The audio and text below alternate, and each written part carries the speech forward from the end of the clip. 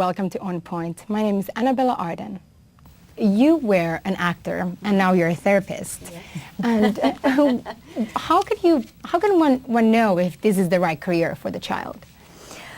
Well, I think it's very clear Isabella really loves it, and I get a real true sense from her that it's nothing but fun. I don't get any kind of pressure from her. The only thing I did want to ask her is what she meant by doing the weird things. I mean, like not using the money for just like toys or all that weird, yeah. Toys are weird to you? Well, I mean, like anything that wouldn't be really useful. Oh, for your business. Yeah. Okay. Great. I think everybody knows what they want to, really knows deep inside if they want to do it or not. If not, you know, sometimes it's a path and you just walk on it, you go on it for a while and it doesn't work out, it's not fulfilling. You know when it's time to get off that path and it doesn't hurt. That's the way it did it for me. I was actually a stand-up comic. And the road from comedy to mental health is a short one, let me tell you. But it just got to a point where I was more fulfilled in pursuing psychology and therapy and working with some abused kids, which is how I fell into it. And it just kind of underscored, you know, entertainment is just not that fulfilling for me. It stopped being fun. It was for a while, and then it stopped being fun. It was like being at a great party, and then you know when it's time to go. You've reached your, you know, you've had enough.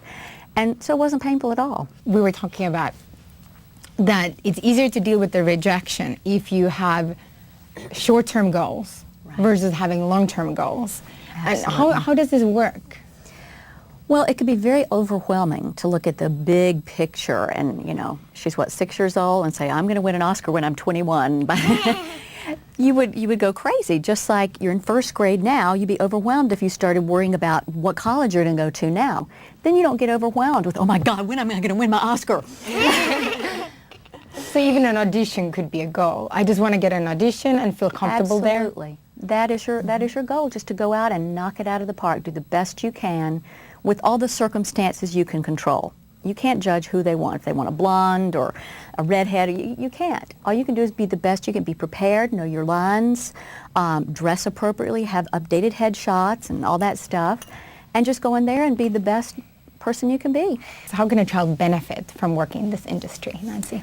Well, clearly she's having fun. It's teaching her financial responsibility, which is never too soon to take that on. As soon as they learn how to count money on a small scale and have a piggy bank, they can count on a big scale too. And it's great. She's saving so much for college and weird things. So that's wonderful. And it's going to give her balance because commercials, you know, they frequently have you take on other skills you haven't done. I mean, she knows how to ride a horse and a bike, and maybe they'll have her do something else as a new skill for her. So it's a very broadening experience.